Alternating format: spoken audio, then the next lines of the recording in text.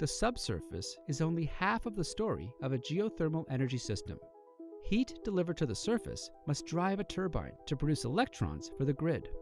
There are a variety of ways heat is leveraged into electrons currently, including flash steam, dry steam, and the binary Organic Rankine Cycle systems.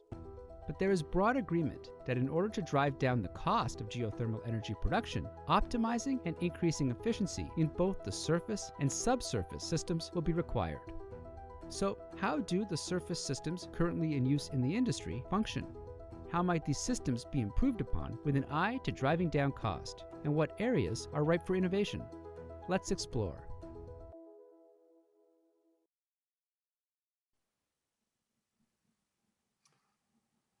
Welcome, everybody. This is the Contemporary Topsides Geothermal Power Production Panel, and we're extremely fortunate today to have a great group, a diverse group of individuals able to join us to talk about this technology. My name is Nick Goodman. I'm the CEO of Circ Energy. Circ is a US-based developer, owner, and operator of geothermal plants, primarily binary, with one flash plant in the Salton Sea area in California.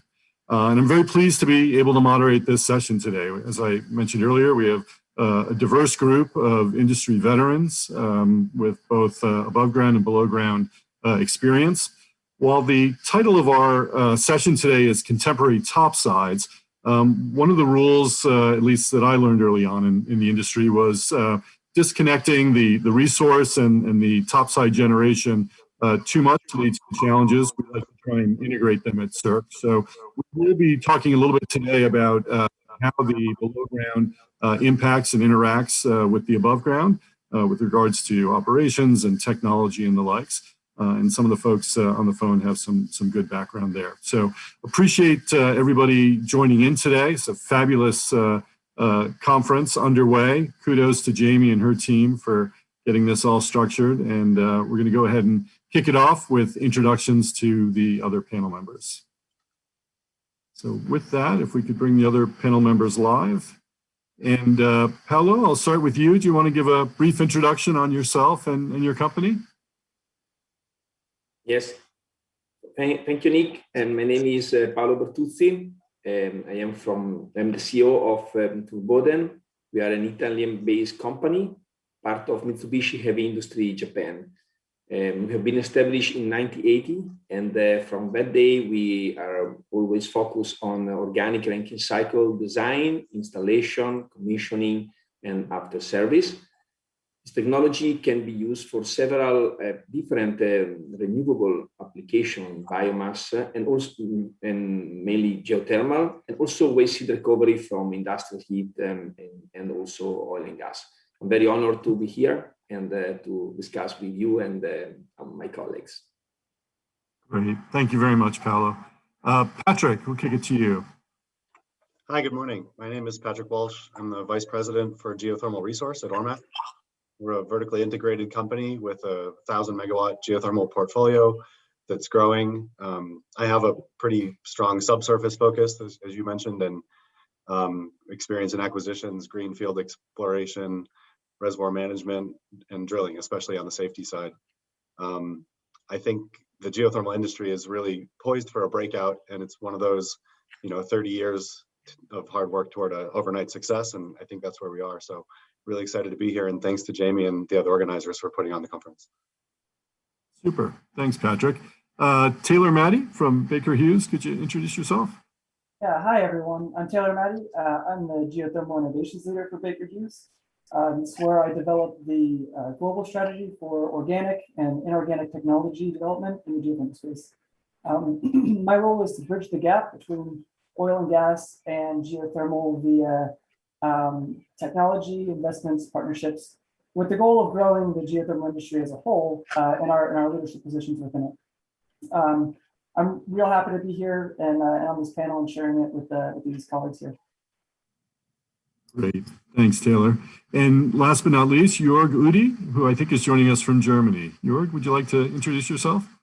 Thank you, Nick. Well, my name is Jörg Udi. I'm the CEO of Pfalzwerke GeoFuture. Limited. We are operating for a decade, the second ORC geothermal power plant in the Upper Rhine-Graben, so which is in the southwestern area of Germany. It's the second generation. Our predecessor was the probably well-known Landau geothermal power plant. And we are very proud that we have a very successful and stable production on our side. And what is the main demands we have to face is to mitigate induced seismicity that this occasionally occurs in the Upper Rhine-Graben. And we have a very sensitive public in our particular area, so we have to respect it. I'm as well very happy that I might be discuss all these topics together with all of you tonight. Super. Thank you, Jörg. So that's our panel. And maybe to kick things off, it'd be good to start with a little bit of a discussion about generation technology today. What's the current status? I call this the binary versus flash discussion, perhaps. I think we're a little biased towards binary on this panel, although I know Patrick, hopefully you and Jörg and Taylor can also, and Paolo can all speak to flash technology as well. But perhaps just an introduction on your company and your involvement with generation today. What you see are the positives and the negatives, and what directions you think you and your company are trying to head. Patrick, why don't we start with you, if that's okay? Okay. Yeah, so we have a mix in our portfolio of flash plants and binary. I will say that, most of the new plants we build are binary, except for some potential future very high temperature things. And part of the reason for that is the flexibility. What we've done over the last really 30 years is increased the turbine size and the efficiency of those binary plants. So I know this audience probably has a full range within the industry of very limited experience to very experienced. So the simple way to put it is we use hot fluids to boil a secondary fluid. This is the binary technology. And that secondary fluid, which there are several choices for, turns a turbine, and that turbine then generates power. So by starting, again, 30 years or so ago with small, call them 2 megawatt turbines, we've slowly increased those, and now we can generate a lot of power from a single turbine, with some really great examples in New Zealand where we've used binary to generate 25 megawatts or so with a single turbine, and we've even increased the sizes since then. So that's one of the big improvements we've made. And then all along, we're constantly doing small tweaks to improve the efficiency. So things with the cooling towers and various other aspects that I'll maybe let the others talk about to improve efficiency and make binary more competitive. And for us, the main advantage there is we re-inject 100% of the fluid. So we're balancing pressure within the reservoir, and then there can be some cooling issues because really what we're doing is mining heat.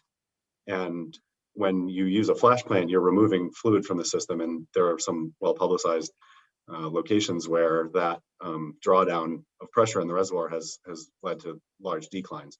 So within the reservoirs, we're always balancing temperature and pressure within the fluids. And from my standpoint, being able to inject all the fluid, choose where it goes, is the big advantage of binary over flash plants where you can use it. Super. Thanks for that. And yes, thanks for helping folks out with how binary works. We do have, I think, a very wide range of experiences and skill sets likely listening in today. So a little bit of education is very helpful. Taylor, can we flip to you? Can I put you on the spot to talk a little bit about the flash side of the industry? And I know Baker Hughes, I believe, still has access to flash turbines from GE. Yeah, we do. So we retained our turbine division when we separated from GE. That was based on Mille Pignone in Italy. And it's probably unknown to most people in the audience that Baker Hughes actually does have turbines running for geothermal power, most notably of which is in Lauderdale and then a few in Central America. So, right now our product portfolio is focused on steam turbines, but we're really looking to expand that in the next couple of years and change our position with how we support geothermal for the benefit of the geothermal industry. And so a lot of thought and commitment is being worked on to go into new technology to support that space. So right now our turbines are mainly designed for like natural gas, very high enthalpy high pressure, high temperature applications, but are suitable for geothermal. And we're really looking to support, how the development of binary systems are coming online, especially with regards to modularity, which we see as being very key to new market developments, especially with like microgrid technology, EGS, AGS, and how it just impacts the cash flow for projects while they're in development. Super, very helpful. Thank you. Paolo, to you, Turboden, as I know, is primarily a developer or a manufacturer of binary technology, but you have the relationship with the mothership in Japan who makes the flash turbine. What is coming down the pike? What's in the future for generation that excites you in geothermal? What advances or directions do you see coming with regards to generation? Thank you, Nick. Yes, in fact, our company is focused only on binary solution for power generation, but we are part of Mitsubishi Heavy Industry, and they are one of the leading company for flash solution in geothermal. We think that both technologies has advantages and disadvantages, of course. And but what we can see is that binary is the fastest growing technology. So if you look the last years, most of the installed capacity is based on binary.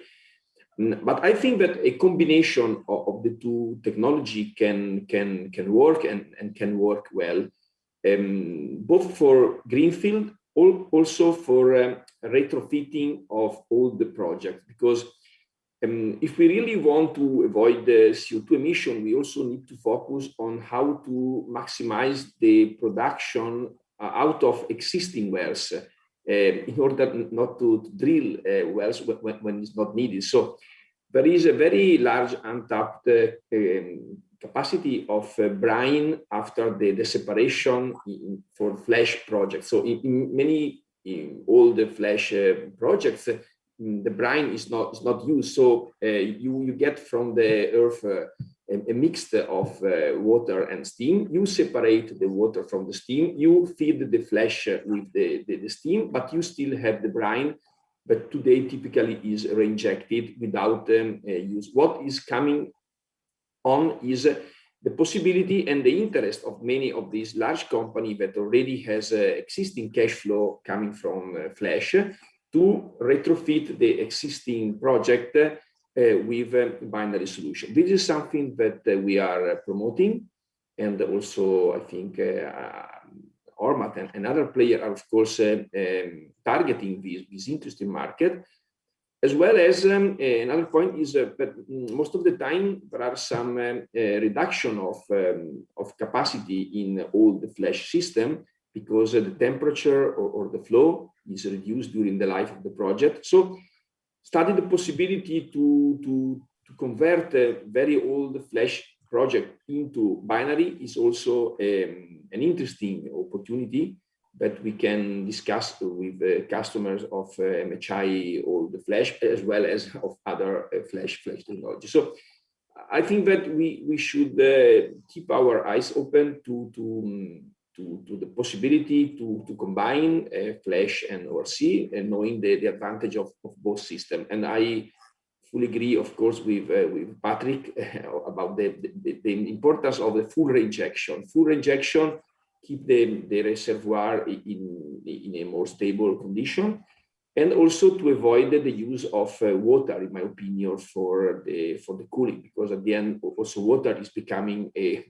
very limited resource. So ORC offer the possibility of full injection from one side and no use of water in case you use direct ACC condensation. Very good. Thank you. I think maybe, sir, before we move on, just to follow on what Paolo said, in the interest of reducing the number of wells or maximizing the wells, we're also putting pumps in wells. You know, we use ESPs for smaller diameter wells, like you said, sometimes existing wells. And we drill very large diameter wells for new fields with 16-inch production casing, and we've developed pumps that can have very high flow rates. And so again, with the interest of minimizing the number of wells we drill, maximizing the amount of energy we get out, we're using pumps throughout our fleet. I would say more than 2/3 of our wells now have pumps in them, and some of them very large pumps. And that's something we work with Baker and others on, as well as Ormat pumps that we've developed and started to sell. Good point, Patrick. And maybe a good transition to you, Jörg. I know in Germany you drill quite deep and generally are with binary. Can you talk a little bit about generation technology, and including maybe how district heating or a secondary heating usage is playing out in Europe, and also tie in maybe this concept of reinjection and the environmental concerns with geothermal overall, which is also a concern I know in Europe. Well, in Central Europe, so this is not only Germany, but as well the adjacent countries, Austria and then France and the West. We are working in low enthalpy geothermal fields. That's why we can use binary technologies only. For example, in the most developed geothermal play in Bavaria and the Munich Basin, actually about 6 or 7 binary plants are under operation, probably 3 or 4 to come in the near future. But the most promising geothermal field will, from my personal view, the Upper Rhine Graben, which stretches over from northeastern France to western Germany, where we actually have a pipeline of about 15 projects under development and 4 to 5 in operation, including ours. Especially in the Rheingraben, we have to drill quite deep to reservoir depths of 4 to 5 kilometers, gaining reservoir temperatures about 160 to almost 200 degrees Celsius. But we have fairly low flow rates in the Upper Rheingraben. The average flow rate in the Upper Rheingraben stretch from 60 to 100 liters per second. In comparison to that, in the Molasse Basin in Munich, we have higher flow rates, but lower temperatures there. So basically the energy output in these places is not that much different. But the most productive wells reach production rates of about 200 liters per second. And from my personal view, I believe that we will come over in Germany or in Central Europe as well to multiple well projects. As actually we only operating doublets or even triplets. This is not enough to produce enough flow rate for the future. All these developments are based on a feed-in tariff, which is guaranteed for 20 years. Where we discussed it already, Nick, of a 250 megawatt gross subsidizing, which will exceed from now within the next 20 years. So the main demand for all these operators will be to optimize their levelized cost of energy to then market values, which will be far lower. We expect in 10 or 15 years market prices in Central Europe about 100 euros per megawatt hour. So there's a lot to do to optimize and to realize additional incomes, for example, to extract heat for district heating projects or greenhouse projects. There are some examples already existing who are doing so. Or what as well could be especially interesting in the Upper Rheingraben, we have an interesting lithium content in our brines, which is not far different from what you find in the Salton Sea area. And actually we have a so-called lithium rush in the Upper Rheingraben, where a lot of project developers intending to develop their geothermal projects. The startup will be again subsidized from this guaranteed feed-in tariff. By this project development will be financed and to make the brine available for lithium production above ground. So a very promising and interesting future will come from my point of view. And as well, we need, especially in the Rheingraben, the line shaft pumps Patrick already mentioned. Due to the fairly high brine temperatures, we cannot operate ESPs there. So we have to install line shaft pumps, which is a technology which is now very reliable, and we are very happy to operate those now. Good, thank you, Jörg. Picking up on this construct of lower temperature, and this is a question that's come in, can we expand ORC systems to generate electricity at lower temperatures? Paolo, maybe to you and to Patrick as well. How are you thinking about lower temperature geothermal and its capability of expanding significantly the number of geothermal resources we can focus on? We think that, of course, ORC is the proper technology to generate power also from low temperature, but low temperature heat and water. Of course, it depends on the external temperature of the air, because that's the balance. We believe that 100 degrees remain the lower temperature of the brine to really produce power from an economic point of view. So we have some running unit at a lower temperature, 90-92, one in Austria, very old, but we believe that below 100 degrees it's very difficult to have a real economic sense of the production. And on the contrary, I'm very much interested in the combination of power and heat in geothermal, as I was telling before. Several of our units installed in Germany, in the Bavaria region, in fact, are running in combination with district heating. So from a power plant point of view, if you know that there is this interest, you have to design the system in order to be flexible and in order to give the possibility to change the mode of use also during the life of the project, because typically the power generation is fixed from the beginning, but the district heating is something evolving, because typically all the district heating have a continuous increase of heat demand, because typically new buildings, new industry then are connected. So you need to design in a flexible way.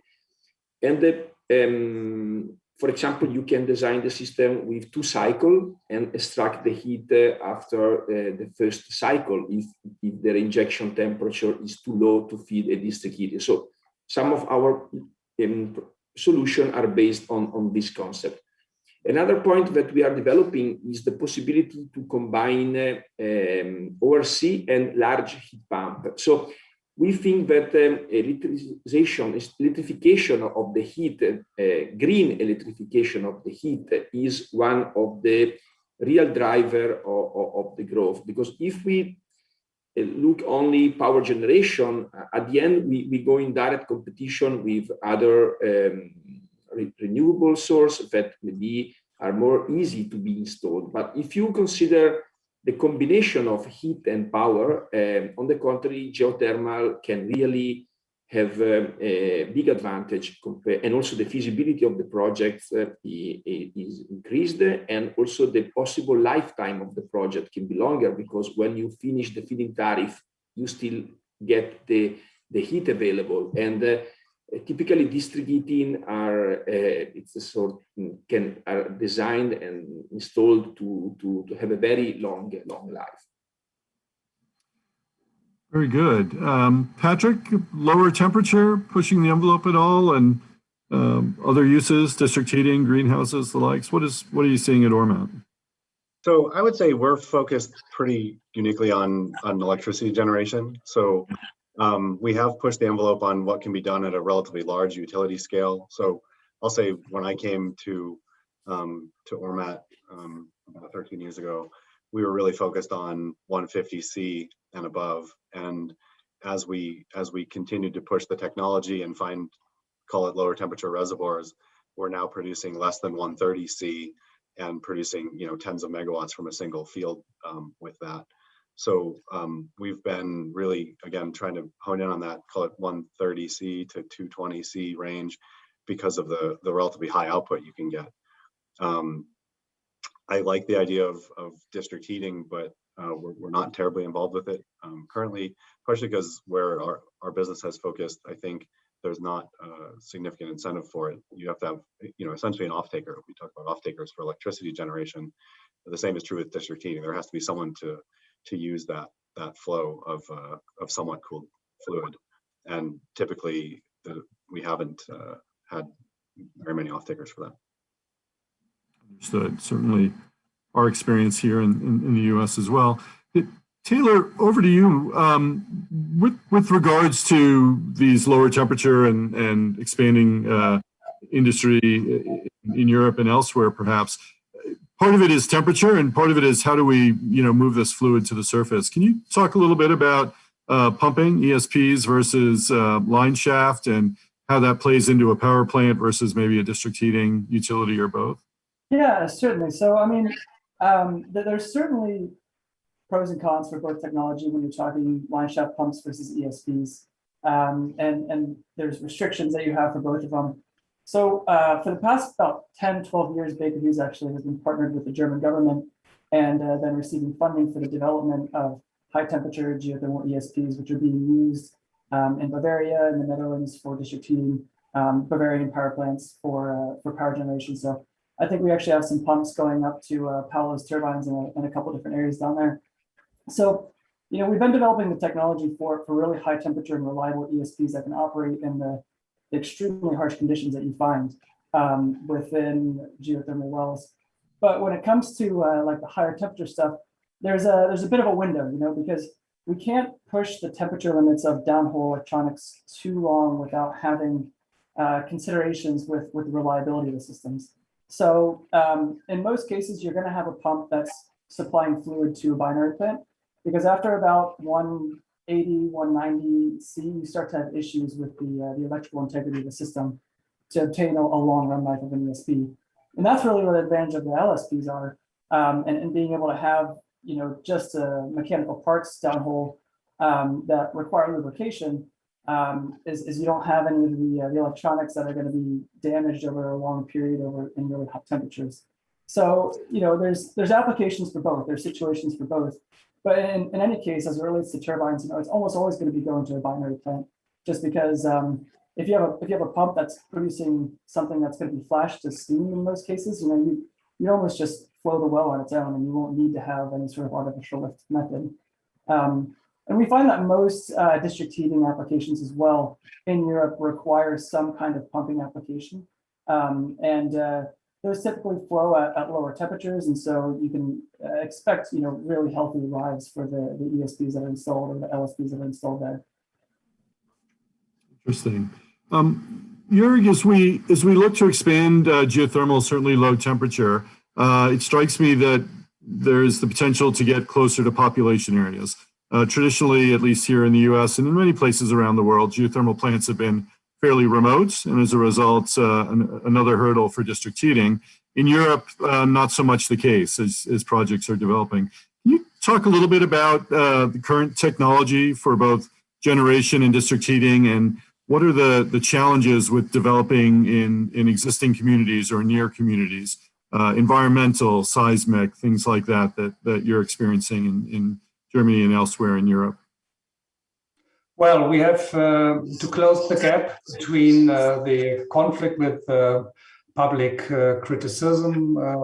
If we have major concerns about induced seismicity, especially in the upper Rhine-Graben area. But of course, once you have understood how to safely operate a geothermal brine circuit, there is no risk for the public. And Paolo, for example, has experienced this with a close-by project in northeastern France, but unfortunately has been suspended by the authorities due to, fairly high induced seismicity. Probably the reservoir development failed in a certain way. And this, of course, has an influence and has a consequence for us on the close-by southwestern area.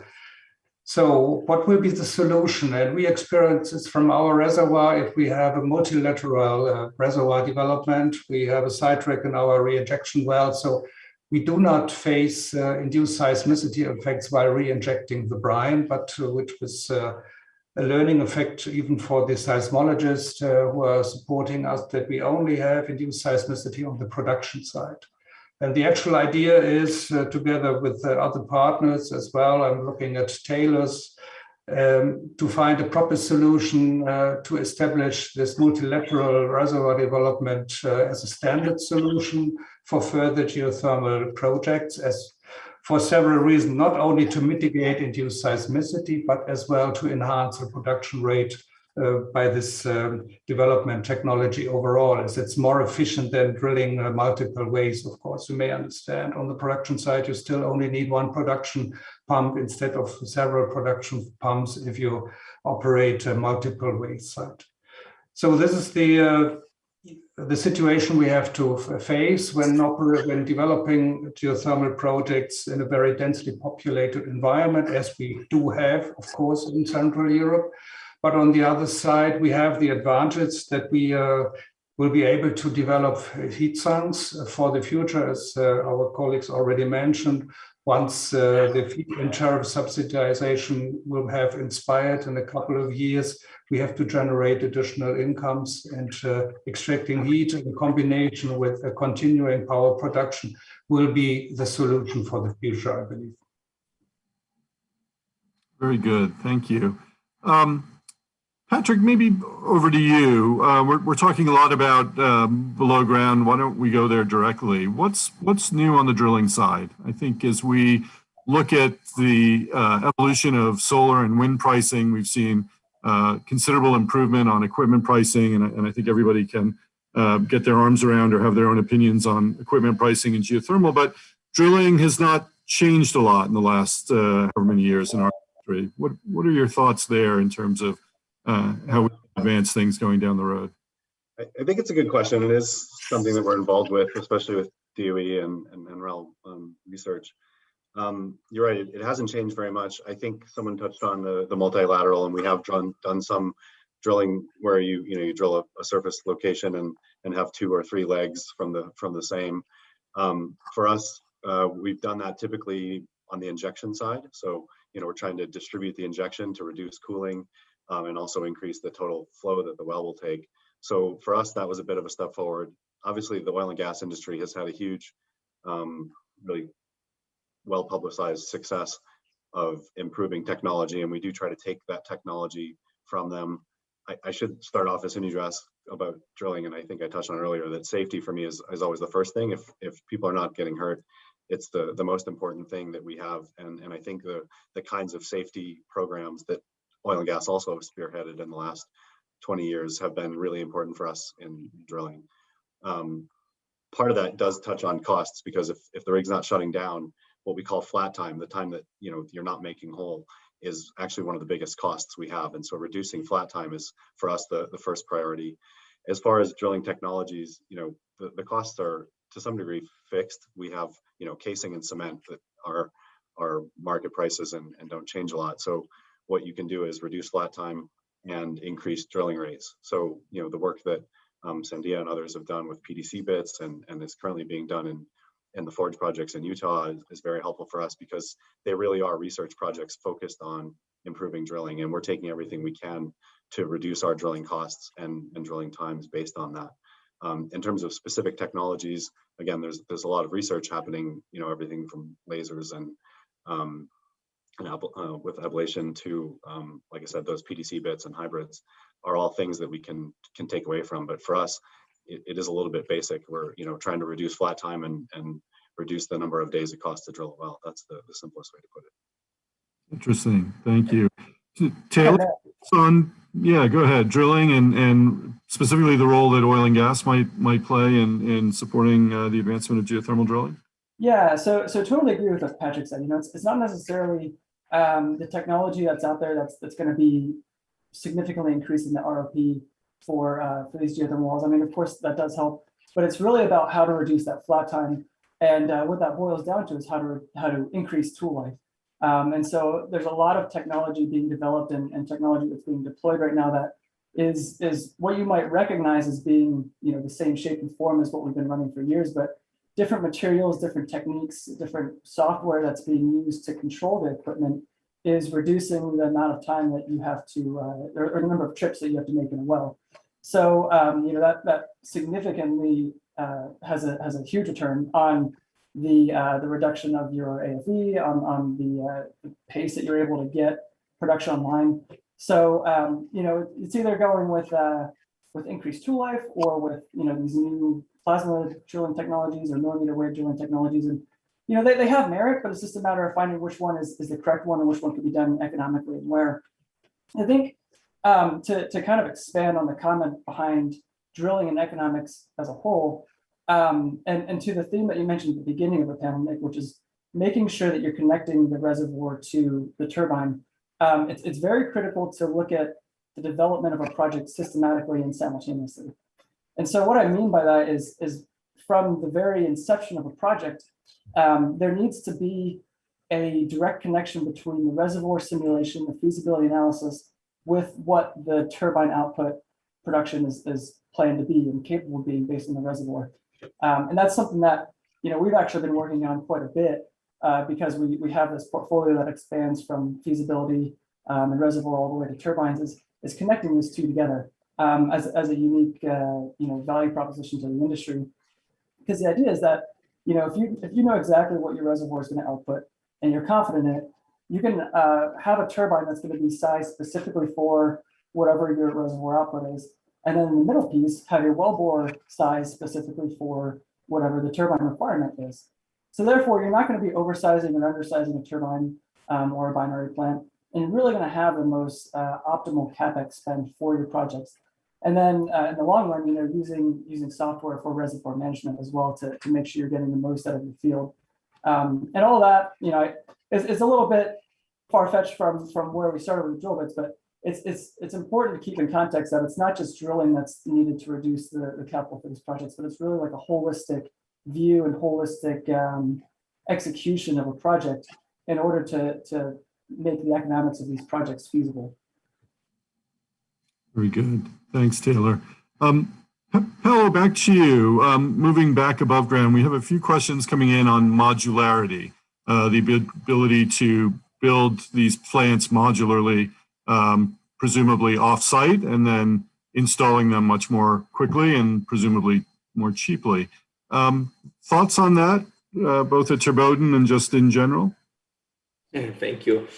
It's a very good question. There is always a trade-off between modularity and the tailor-made solution to extract the last possible kilowatt. Okay, and I think that there are some components of the ORC that has to be modular designed and modular used, like for example the ACC base. So if you have an air-cooled condenser, you can size the air condenser based off a different number of modular base, and so you can standardize this component.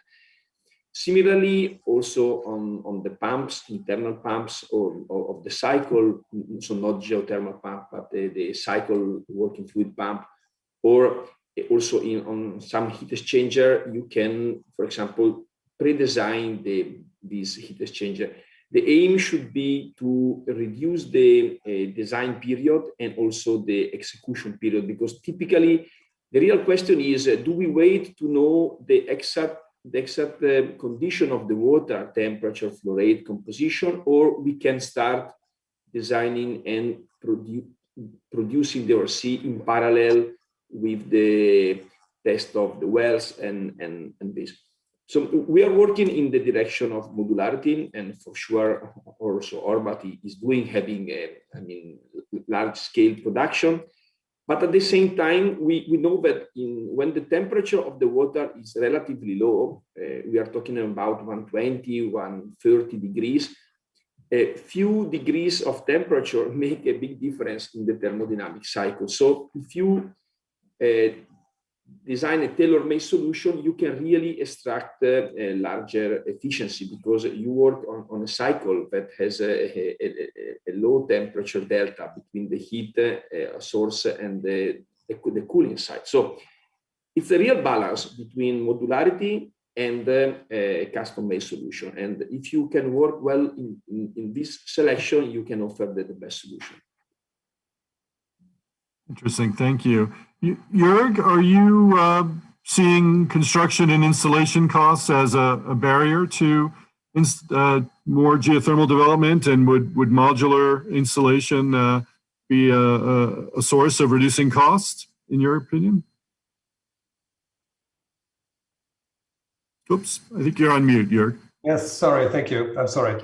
Oh, well, we have to face more extremely high drilling costs in Central Europe as due to very strict environmental regulations, and as a consequence of some environmental accidents which have occurred not only in geothermal but as well in oil and gas wells in the last years. The mining authorities are actually about to set up a so-called well inspectorate. So it will be something like a well police we will have installed in Germany, and therefore well integrity is key for the future. So we have to focus on developing long-lasting wells. Of course, this is a financial issue. We have to face that, as it's the highest investment in our geothermal projects, the wells.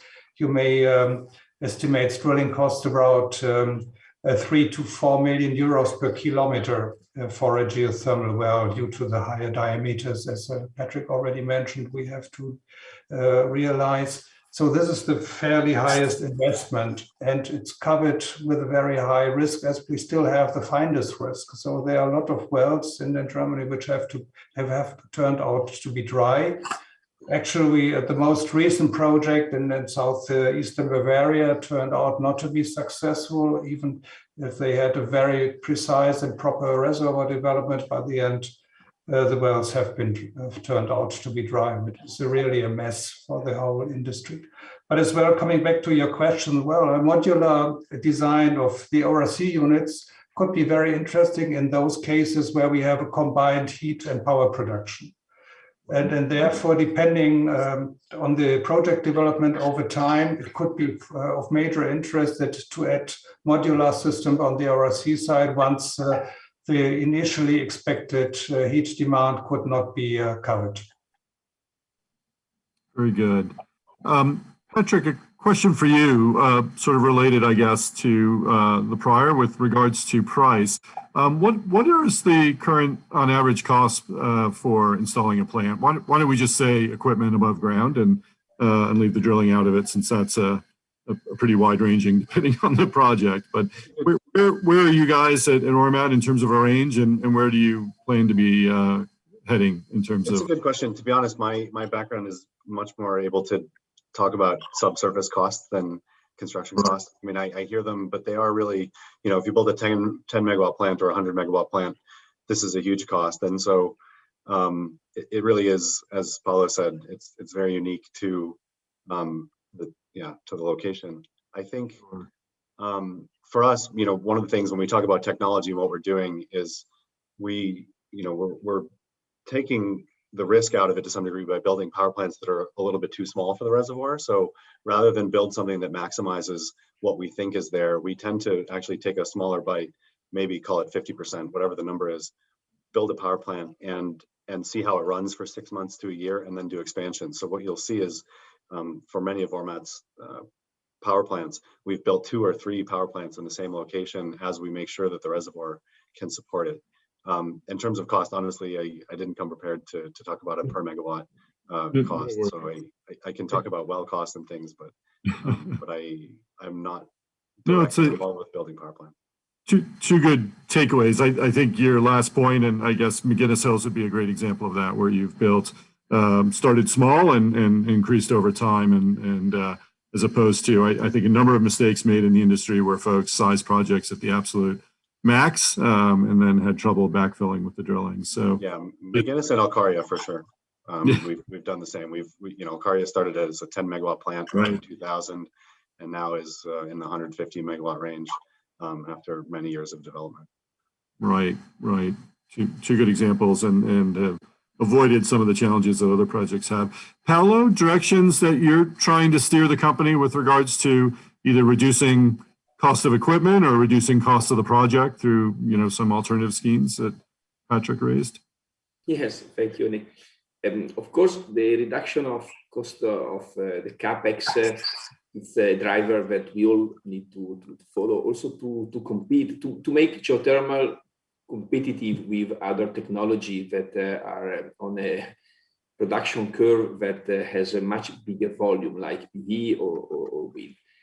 For sure, as also Patrick mentioned before, increasing the size of the unit, it's a good driver to reduce the cost per kilowatt of the installed capacity. So we are also moving in this direction. Now our largest single turbine is in the range of 20-25 megawatt, and if you combine two turbines together with a single generator, double shaft, you can move up to 40-45. So you arrive to a size of project that is start becoming important, and you can do multiple projects. So the increase the size is for sure a good way to reduce the cost, but it's not, of course, the only one. Another point is to try to use a modular design, as we discussed before, also because the reduction of the lead time at the end is a big reduction of cost in the feasibility of these geothermal developers, because differently from other technology, when a geothermal developer orders you an ORC, typically a binary, typically he already invested several millions dollars or euro in the drilling. So the shortest is the let's say the delivery time, but not only the delivery, the timing to arrive to commercial operation, and the sooner he start getting some cash flow and to repay. And in this sense, what Patrick was saying, to start with a reasonable size and then increase the size of the project later, make also sense from a cash flow point of view, to start giving cash to the customer in a period where they need to start repaying the debt and the most critical financial part. Okay. I think that if you the cost of the capex is very different area by area, and also is influenced from the efficiency that you target. Because if the tariff is very high, like in Germany or in Japan, for example, you need to extract the highest possible efficiency from the resource. And so if the cost of drilling is high and the tariff is high, you try to maximize the efficiency. So for example, you do a very large cooling system, so the capex per kilowatt installed increase.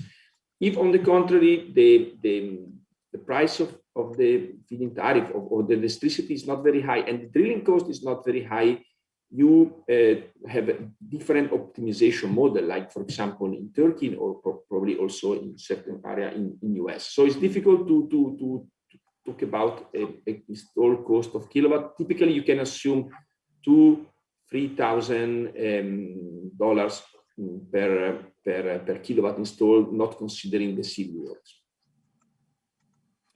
So thank you, Paolo. That's helpful. Maybe just to quickly around the horn, what are we seeing as timelines to get a project from conceptualization to commissioning online? Maybe Jörg, starting with you, what are you seeing in Europe? How long are projects taking to develop? Well, I think that, sorry. So this may differ, of course, if you have a very geothermal friendly environment as we find it in Bavaria, you may be able to develop a project from sketch into final operation within a period of 4, maybe even 5 years. Probably this will take a little bit longer in the Upper Rhine-Graben, as we have very critical and difficult discussions with public acceptance. So 4 years for a project development is a very optimistic period of time. And maybe I might add something to your cost question.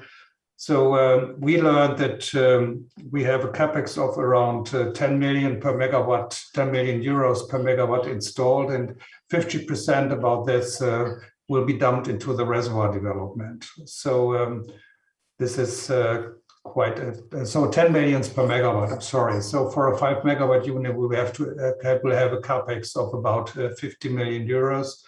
And therefore, you may easily calculate the OPEX is dominated by at least 50% by capital cost depreciation and capital costs. Fair enough. And thank you for that. And yes, we are seeing a number of questions asking on pricing. So without putting Patrick and Paolo on the spot, I can share at CERC, we're roughly in the US about half of that. So we see $5,000 per kW or 5 million per megawatt as an average. A big driver is, of course, the depth of the drilling. And we have some examples Patrick's company does of some shallow projects, 500 to 1,000 feet production versus, the geysers in the Salton Sea where you may be at 7,000 or 8,000. Wells in the Salton Sea are as much as $25 million a well. So the price, for each project is very variable in our experience as well. But I think the benchmark that we've seen for those who are asking is about 5,000 and about 2.5 cents or $25 per megawatt, 2.5 per kilowatt for operations. Sorry, just one comment. I was when I saw $3,000, I was referring only to APC above ground. So makes sense with the typical. You have a similar amount for the drilling, depending. Okay, so it's absolutely online. Exactly, and we've been around drilling two ends of the spectrum in the last year. A New Mexico well that cost under $1 million and a Salton Sea well that cost $25 million. So there you have it, a pretty big range, and it really depends on the resource. I'd like to add a comment to the topic. Yeah, please, Taylor. It's, we've been doing a lot of research into the market and kind of understanding the pain points behind different size developers around the world. And we realized that it's not necessarily the time between drilling wells that causes issues for a lot of these projects that are coming online. But in some cases, it's the time between when a well is completed and when financing is available for the turbine supply or the power production. And on different cases, that could be years where you just have idle wells that aren't producing, that have the capability of producing, but you're waiting for the financing or the turbine to be delivered. And so, I think when we're talking about how do we shorten the time between project inception and power online, it's really coming up with innovative financial models that will come in the form of bridge loans between well construction and turbine supply, or some kind of financing model for based on feasibility that would be tied to like an integrated package or an integrated solution to supplying the wells, the turbines. And that way you can really shorten the time between start to finish and have your power online quicker, which is a lot more ideal for your cash flow and your projects, and generate a return a lot quicker, and just reducing those gaps of idle time due to CapEx issues. Thanks, Taylor. Maybe just circling back, Patrick, to you and Paolo, if you could answer quickly. Time to get, again, assuming the drilling is complete, time to get a plant built and installed? Maybe Paolo, to you first. Yeah. Typically, something between 15 and 18 months from order to commercial operation. Got you. Patrick? Yeah, I think that's about right. We would say similar. I mean, it can be done a little bit faster. As Paolo said earlier, the biggest thing is getting the reservoir parameters to the design team as fast as possible. So you really do need those few early wells.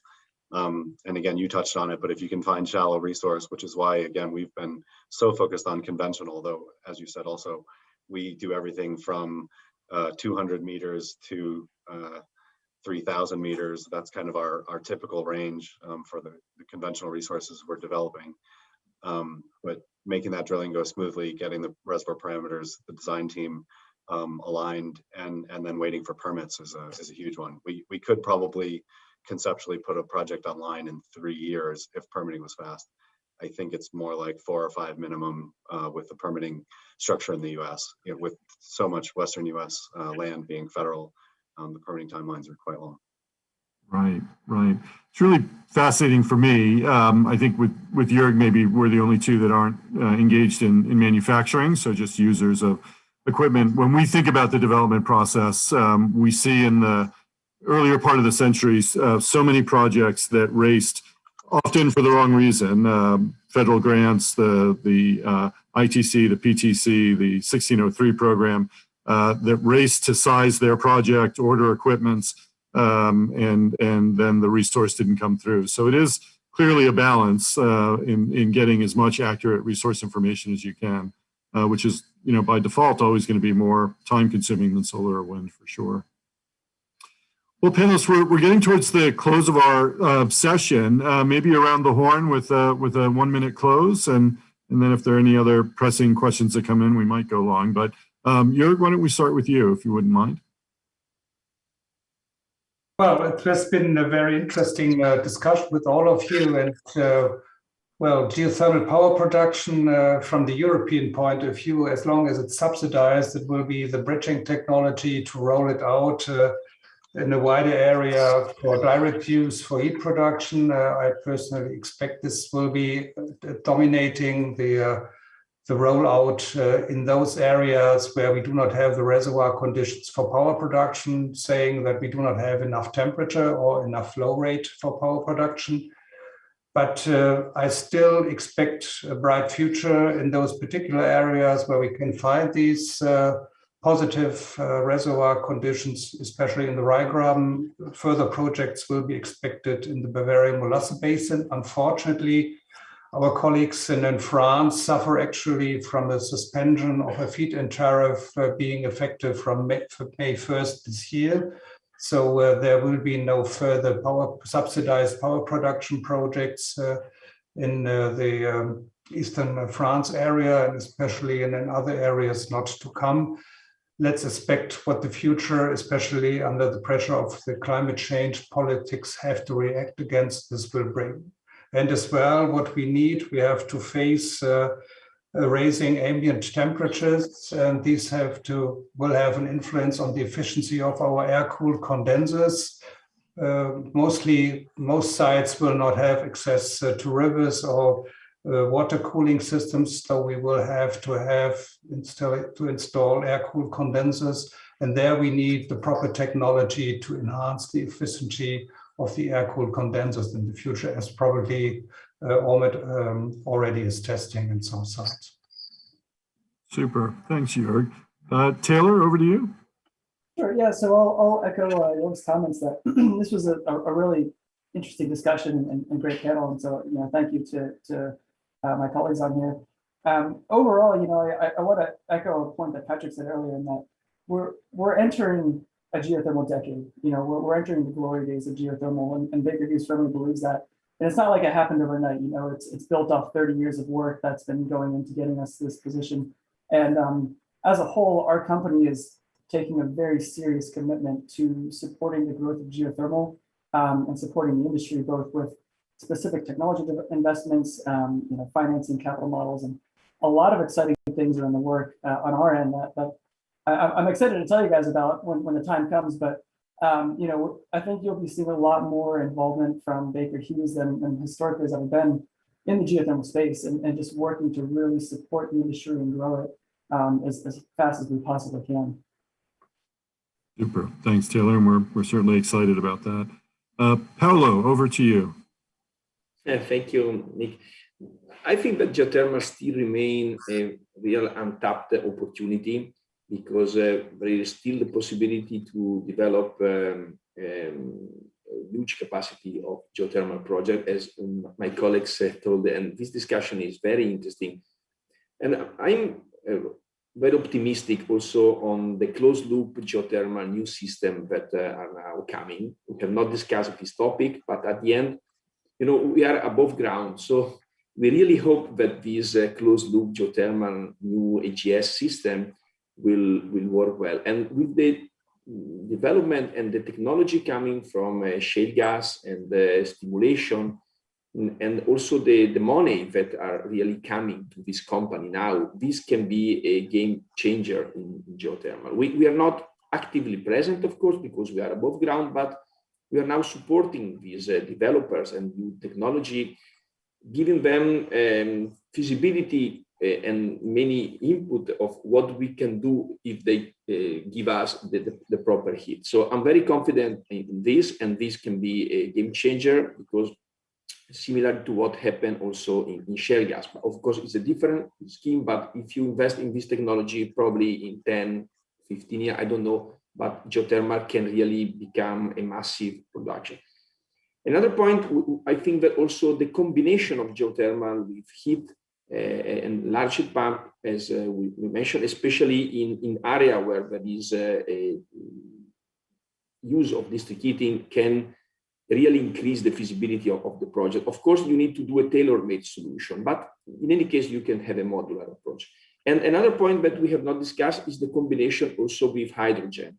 So I think that geothermal is a dispatchable source, and our solutions are flexible and also dispatchable. But one idea is also to either combine with storage of power, as probably also Ormat is doing. They are investing in batteries. They offer this solution, Patrick can better say. But another idea is to combine with hydrogen production. So especially at the end of the feed-in tariff, because when you arrive at the end of the feed-in tariff, in any case, the OpEx are limited, because all the unit is already depreciated and the underground is running. So if you cannot sell electricity, you, in my opinion, in few years, we want to offer the possibility to produce hydrogen as a new stream of revenue. Some great ideas there. Thank you, Paolo. Patrick, over to you. Yeah, so just to echo the others, this has been really interesting, and I'm excited about this week's full conference. So thanks again to the organizers. I think really for me, what the conference is about is continuing to broaden the technical spectrum of what we can do. So like I said, we've done that with temperature. We're doing that with, especially with binary, where we can be more flexible with the temperature decrease that you see over the life of a project. The increased use of pumps, I think, around the world. But really, as you said, Paolo, there's a huge growth in, I would say, conventional geothermal, but also in EGS and possibly others. So, globally right now, I think there's 15,000 or so megawatts of geothermal installed. We see that number really greatly increasing. I think there are tens of megawatts of EGS. We see that increasing. And really what this conference is about is how do we keep making more? How do we keep growing? And how do we do it faster? So I'm excited to see what the others have to say, and excited to continue being a part of it. Fabulous. Well, I think we're getting some messages that we're just about out of time here. So I want to thank our panel. I want to congratulate our panel. Each and every one of you have been leaders, and your firms have been leaders in your various regions around the world. And I want to applaud that. We need you, and we need more like you to continue to champion geothermal and make these incremental breakthroughs so that we can expand. So thank you for your participation today. To the audience, if you have questions that weren't answered, apologies. We did get quite a number of questions. I'll work with Jamie to provide some answers post the conference. And with that, we will turn it back to the organizers. Thanks, everybody. Thank you. Thank you. Bye-bye. Thank you. Bye-bye.